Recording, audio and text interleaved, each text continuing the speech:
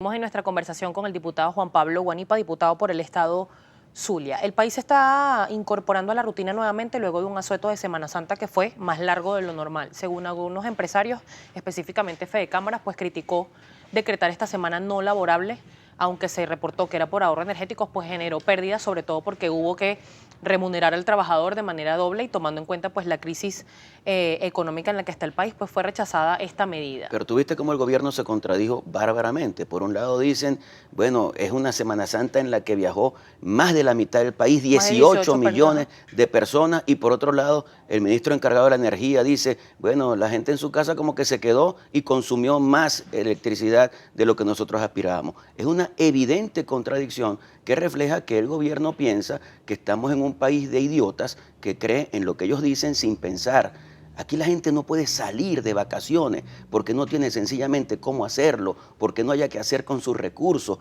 porque no sabe si el sueldo lo puede invertir en comer o en comprar medicina o en arreglar algún problema que tenga en su casa. Esa es la realidad de la Venezuela de hoy. Precisamente este problema económico, porque se observaron también en Semana Santa largas colas para seguir adquiriendo alimentos. La canasta básica sobrepasa ya los 21.000 bolívares. Se requieren más de 121.000. Se requieren más de 18 salarios mínimos para adquirir esta canasta alimentaria. Por parte de Primero Justicia, pues se presentó lo que fue la Ley de Producción Nacional. Sin embargo, desde el Gobierno Nacional se asegura que es una ley para privatizar.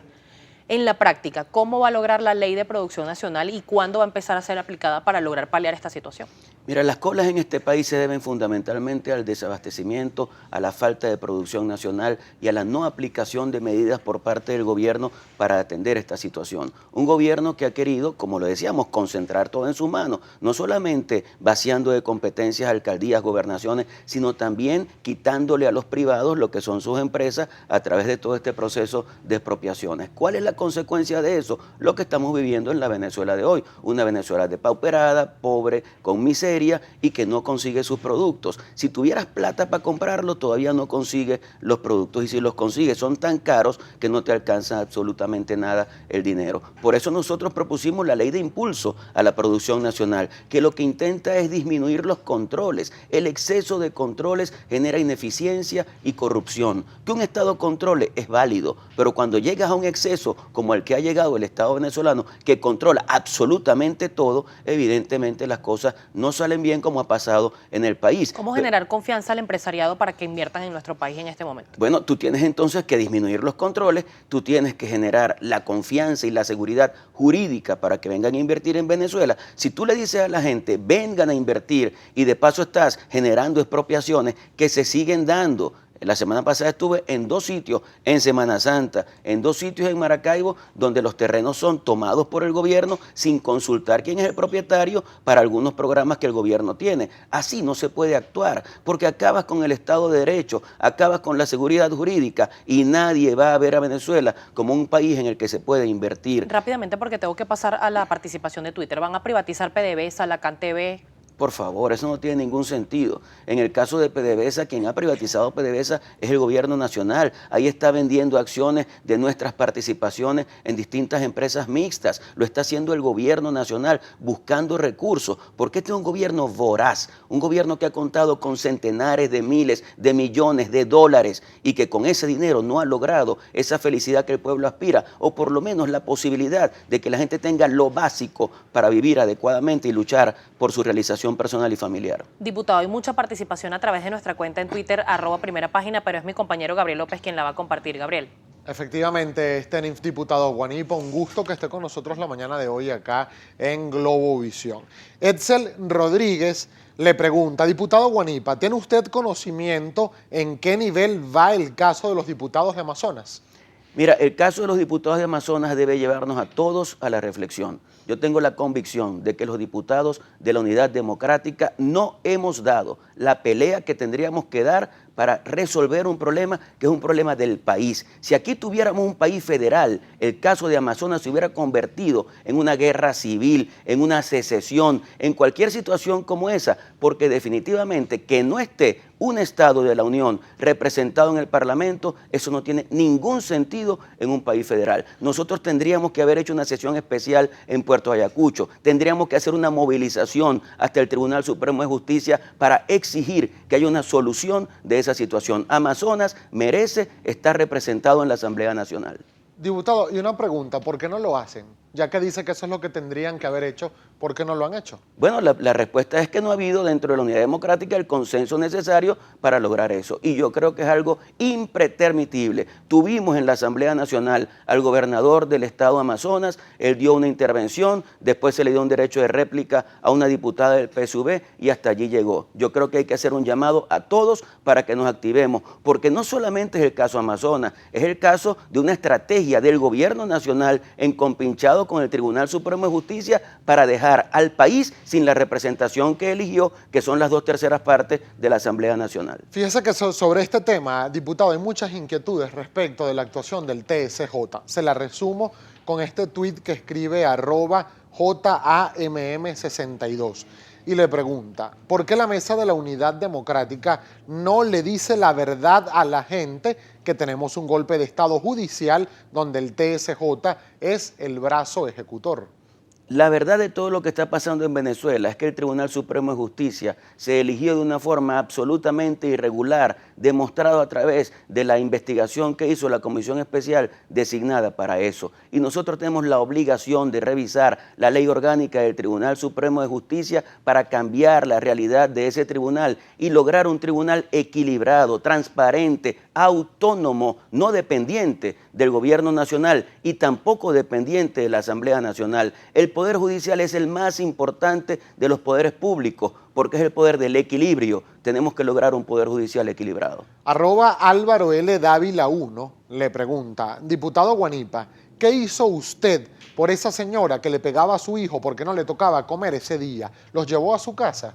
Bueno, mira, en ese momento hicimos lo que podíamos hacer, que fue resolver el problema en el momento, que fue ir a buscar comida y llevarla a esa casa. Pero eso que estoy comentando es una realidad que se está viviendo en las distintas comunidades. Recientemente visitábamos a una dirigente de Primero Justicia porque, bueno, su trabajo ha mermado un poco y cuando llegamos a su casa a la 1 de la tarde nos decía, es que no he permitido ni siquiera que mis hijos se despierten para no darles desayuno. Estoy preparando el almuerzo, que es arroz con un huevo que tengo en la cocina. Esa es la realidad de lo que estamos viviendo en el país y es lo que debe llamarnos a todos a activarnos para cambiar a un gobierno que ha sido indolente y cínico con lo que vive el venezolano. Hay muchas inquietudes sobre el tema del revocatorio, diputado Guanipa, y se la voy a resumir con dos tweets para continuar luego con otros temas. @Ralph Martins le pregunta, pasan los días y no hay información concreta del revocatorio. ¿Cuál es el próximo paso? Háblenos de tiempo. Y también más abajo encontramos el tuit de José Alberto Nava, que le dice, vivo en el estado Mérida y no he visto el primer tarantín de la Mesa de la Unidad recogiendo firmas para el revocatorio. ¿Cómo puedo firmar? Miren, nosotros tenemos la convicción de que si hacemos todo lo que tenemos que hacer, el revocatorio se hace este año y pudiera ser en el mes de octubre. Eso es lo que estamos luchando. Ahora, no basta, insisto, con introducir una solicitud ante el CNE. El próximo paso, es lo que preguntan, es una gran manifestación de todo el pueblo hacia las puertas del CNE para exigirle que active el referendo revocatorio. Y nosotros estamos en todo el país desplegados, no buscando firmas, es importante que la gente lo sepa. Lo que estamos buscando es información de quienes están dispuestos a firmar, porque el proceso de firma lo organiza el Consejo Nacional Electoral. Y si no conseguís el tarantín, www.revócalo.com, allí nos podemos registrar. Antes de pasar con un último comentario, diputado, ¿cuándo sería esa movilización a la cual usted hace referencia? ¿Se va a dirigir hasta el CNE? ¿Para cuándo está convocada? Hoy tenemos reunión de la Mesa de la Unidad Democrática, de los diputados de la Unidad Democrática, y vamos a proponer esa movilización. Yo creo que es fundamental. Son 3 semanas ya esperando la primera respuesta del CNE, que es que nos den la planillita para ver cómo vamos a recoger la firma, solo para la solicitud, que son 200.000 firmas que se necesitan. Después hay que recoger la firma para activar el revocatorio, que son 4 millones de firmas. Así que nosotros tenemos la obligación de hacer una movilización urgente ante el CNE para exigirle que se active. Por razones de tiempo, diputado, un último comentario. Lo escribe Orlando Fuenmayor y le pregunta, diputado Guanipa, ¿qué opina de candidaturas anticipadas de parlamentarios recién electos a gobernadores? ¿Es ético? Yo lo que creo es que tenemos que esperar que el Consejo Nacional Electoral decida. Recuerden, yo por ejemplo fui concejal y fui electo concejal por 4 años. y al final terminé como concejal, como todos los del país, 8 años, porque nunca fue convocado el proceso electoral por parte del Consejo Nacional Electoral.